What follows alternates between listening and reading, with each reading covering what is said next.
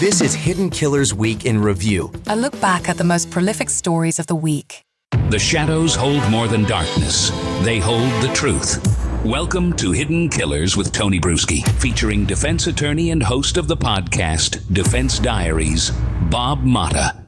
There was a very interesting photo, I thought, the other day that had come out.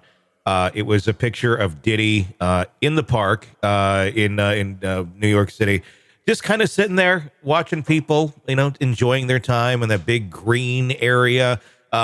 People sitting there with blankets, picnicking, talking.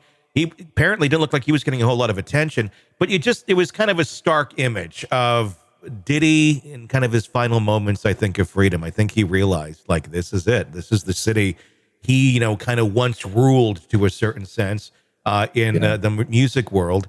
And this is now the city where it's all going to end as well. It was like just kind of a moment for him, I thought, of knowing that it's all crashing down. With that being said, Diddy has a lot of friends. Diddy had tons of parties. Diddy was, once, the white parties were infamous years ago. It was a who's who that are going to these sort of things. And those weren't necessarily the freak offs, at least the parts that we had heard about. But he was very connected. And it's interesting right now. There's not a lot of celebrities that are tight with him that are saying much. Not many statements coming out. And I find that an interesting contrast compared to when Weinstein went down.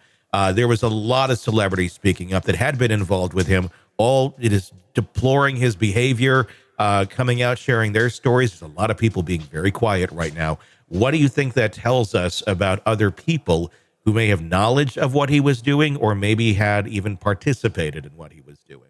Yeah, I think that the reality and the difference between Weinstein and Diddy is that Weinstein was just a predator, straight predator, whereas Diddy's a predator, but in a different way, and it was done in a party setting wherein you have a lot of people that have a lot of money, and people that have a lot of money do weird shit.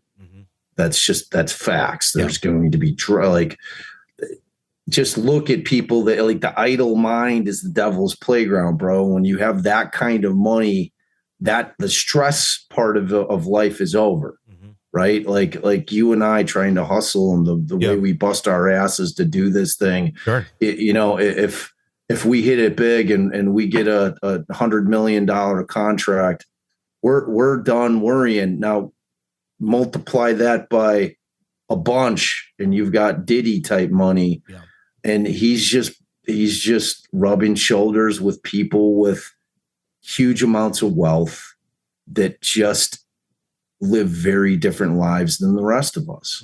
And so when this shit goes down, you better believe that there are people that have information on tapes, on calls, on video that do not want this shit coming out. Like when this shit starts coming out, when and I don't know if it's going to be individuals. I don't know who was coming to the freak offs. I'm sure he had homies there with him. I'm sure it was not just Diddy sitting there. Yeah. I'm sure that this was you can call it a freak off, like kind of an orgy is what it sounds like to me, like harem style shit. Yeah. And there are a lot of nervous people out there, I imagine. And then not from the criminal sense per se. If he's the one putting it together and orchestrating it and paying for it and intimidating people and people reaped the benefits of his nefariousness. Does it soil their reputation? Absolutely. Yeah. That's the price they're going to pay. Does it necessarily make them complicit? No. But I think what is ultimately going to end up happening, the way that the feds operate generally, like if you look at this in the context of, like, say, a drug case, okay, they're going after kingpins. They want the big fish. They don't give a shit about lower ranking people. They use lower ranking people to climb up the rung. So they'll get somebody in, they'll bust a low level person in order to squeeze that person, get them to cooperate, say, all right, this is what we're going to do for you. this is what you have to do for us in order for that to happen for you. And they squeeze and they start climbing up the chain. They say, okay, like, who's your dude? Who is your guy? Who's the guy giving you the instructions? And then they'll climb up that level. They'll get that guy.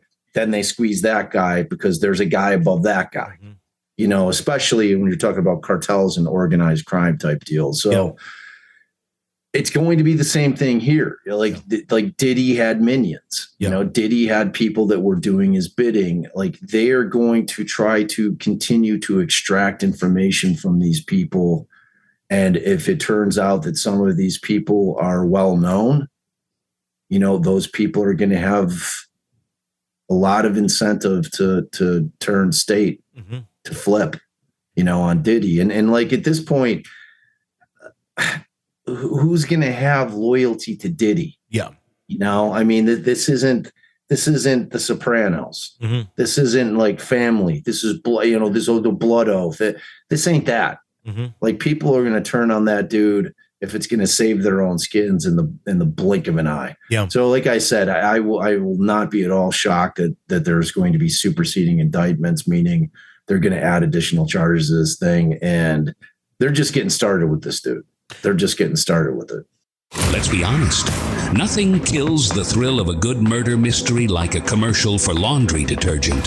It's like someone slapping a closed sign on your favorite dive bar. But you're not here for that, are you? You're here for the good stuff. So ditch the ads and upgrade to True Crime Today Premium Plus on Apple Podcasts. With True Crime Today Premium Plus, you get your crime straight, no chaser.